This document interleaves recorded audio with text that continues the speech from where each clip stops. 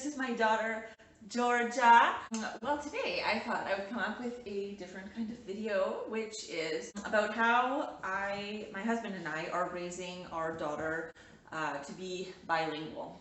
If you don't know already, I'm Canadian and my husband is Italian. So she is learning both languages as well as Venetian dialect from her grandmother. And where are you going, honey? And I thought it would be interesting just to film a bit of a video here just to kind of explain how exactly we are raising her to be bilingual. Anyway, Georgia is about 2.5. She was born in September 2020 and now it's the end of February 2023. I think we're at the point now where I can really see Italian taking a precedence over English, but it makes sense because obviously we live in Italy. For a while there, like let's say a year ago, it was the opposite. English was more noted in what she was saying than Italian, but she says both. And honey, what have you got there? My highlighter. Can I have that please? Georgia, don't go running with a highlighter, hun. Okay. So basically, this one, from when she was like 6 months old, when I started reading to her with books, when I started reading to her, I would always try and be even with the amount of English and Italian books. So like every time I got her a couple English books, I would then give her a couple Italian books.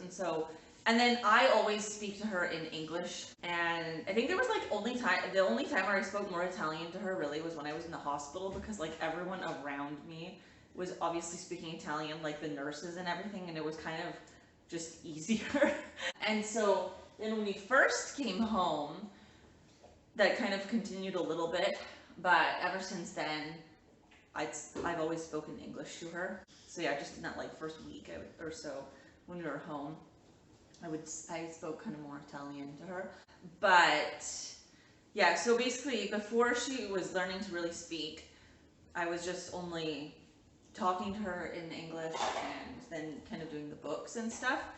And then now, and then you know, some of the toys that she's got, she has like a garden.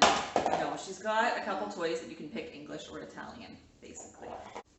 This is a good example. So this one, like, is from Kiko, and if you turn it on,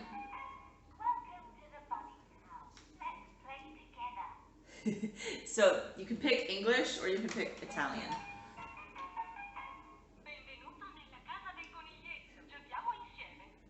And then you can press the buttons. And it will tell you, you know, some things in Italian and some things in English. So this one she got for her first birthday, actually, from one of her uncles. And then this one as well, we got her for her first birthday. And so obviously this is in Italian.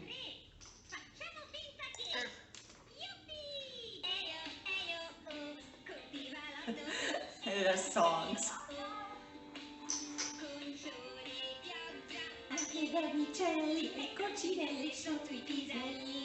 So this basically is talking about the ladybugs under the leaves.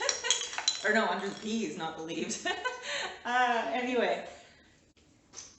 So yeah, her first birthday then kind of had a couple of toys that were involving language. And now at this point, obviously she can say like sentences. Most of the time she's able to communicate what she wants, but you know, obviously 2.5, she doesn't have like every word, so sometimes, you know, she'll say something and like in neither one of the languages we're sure what it means, but that's normal for like all toddlers, right? Anyway, so I always have noticed when a huge jump, and she's also speaking more Italian on the days where her cousin Emma comes over and spends the whole day over, which and she'll just talk a lot more, but she also plays a lot better, like also individually on those days, and I always kind of notice that. And then, you know, you go through the week and then she's speaking kind of a balance of English and Italian. Are you going to give any examples here? So yeah, and then as for TV, she still isn't really that interested in TV, honestly.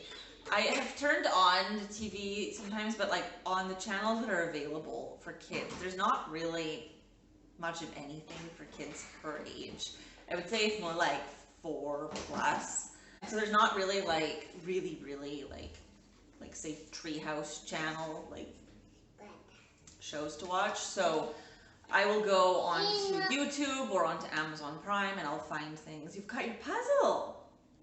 Oh, don't eat the puzzle pieces, honey. No, don't eat the puzzle pieces. And find like Pete the Cat, which she loves, or Peppa Pig. Those two she's interested in, but like even then, it's like 10 minutes. And please don't throw those, honey. 10 minutes and then she's like all done. So the TV really with her has not really been a huge interest. And I wouldn't say that it's really been helping her that much with language at all, because she just isn't that interested in watching it, honestly. But lots of books, and then you know, I will talk to her all day, and her cousin will come over, and she just picks up a lot just from hearing us talk too, right? But you know, she will watch some of the YouTube videos that I watch as well. Like after her nap, she always likes to snuggle for a bit, and so she'll watch as well and pick up like what the kids on there are saying, like other mom vloggers that I watch. She likes to watch and see the other kids. What have you got there? A necklace.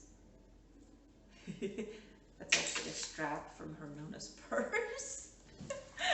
Whoa, honey. No. And she's got like a couple. She's got a couple of like my first word books. A monkey, that's right. Oh, very good, honey. And so actually this puzzle she got from her great aunt Sue for Christmas. And so you're basically supposed to find the mommy and baby animals, right? And so she can kind of look at them and like, okay, cat or gatto, right? And so sometimes we'll like work on things in either books, like my first word. Oh yeah, look, guarda, look, right? It's a card from Nana and Grandpapa. So she will say like there, guarda in Italian means look, right? And then like the next thing that comes out of her mouth could be in English. So her father and I really talk like that too. Like we'll speak in like half. We'll speak in like a mix of languages. We'll say like half a sentence in Italian, the other half in English. She just said, questo è pesante, so this is heavy, right? Yeah, your puzzle pieces, forme morbide. And so it's very like fluid in the way we'll talk to each other, that sometimes she'll say something to me in Italian, and like I will generally reply in English, and sometimes I will also translate it.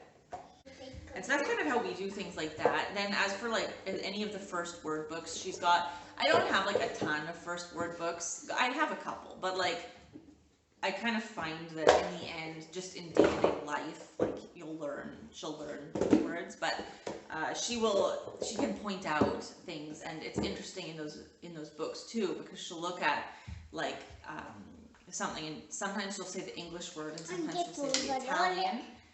Oh yeah, you're gonna dust. Spolverare, dust. And sometimes she'll say both. She'll be like boots, stivali. And so it's a true mix, and it's very interesting to see how like the bilingual brain develops. Then also Georgia will adjust the language based on who she's talking to. Like most of the time. Like sometimes she'll still kind of say something in English to her Nona. For example, the other day she really wanted pigtails. And she was saying to her Nona, want pigtails, and her Nona was very confused because she was like, I don't understand what she wants. And like my husband went down, and she's like, I don't understand what Georgia wants. And he's like, oh, give her le codine in Italian is pigtails, right?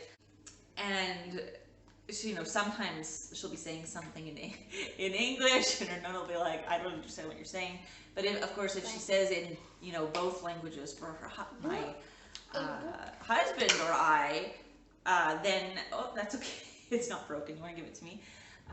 we understand either way, right? And then her cousin Emma, who's 9, almost 10, it's kind of actually been good for her too because she's picking up some English herself, just because she'll listen to like me speaking with Georgia.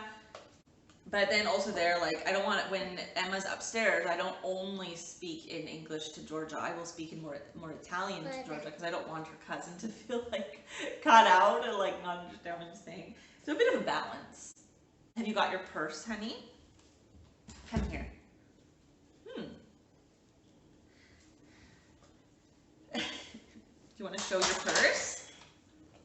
Yeah, your purse. Oh, so pretty. You helped me do the dishes, but man, I think we need to change your shirt. I didn't realize it was that wet. Goodness me, honey. But we're gonna go out to the library soon here, get some more books, right? And so that the library, the local library, they're like all in Italian. Clearly, what's wrong? What's wrong, huh? Oh, you need your diaper changed. Oh my goodness. Okay, sure. Hi. Okay, one second. Okay, so diaper changes happened. Potty training, I think, is going to be more, just an aside, potty training, I think, is going to be better once the spring comes because I have been lacking in laundry. I took her to get some more clothes yesterday because I don't know, I was just always looking and I'm like, I don't have enough pants available to potty train today. So anyway, that was just to decide. I don't want to give you your chucho. We're still trying to wean her off of the soother. So this is a great example of a mixed conversation that her and I will have. Chucho in Italian is the word for soother. C-I-U-C-C-I-O. And so she will say, want chucho, and so you've got like literally 50% of the phrase in one language and the other 50 in another, and I respond in English. So this is very much how she's learning to be bilingual, basically. No. How about you finish your snack? No. Anyway, I think at this point the video is done. This is basically this was just a quick video just to kind of explain a bit of what exactly I do. Tell me in the comments down below, are you raising a bilingual child as well? Do you have anything else that you do differently? Do you do things the same as me? Let me know. If you liked the video, give it a like, subscribe if you are new as well. Thank you for watching. I hope you enjoyed this. I hope it was interesting as well. Bye. See you next time. Say bye. Bye. Bye.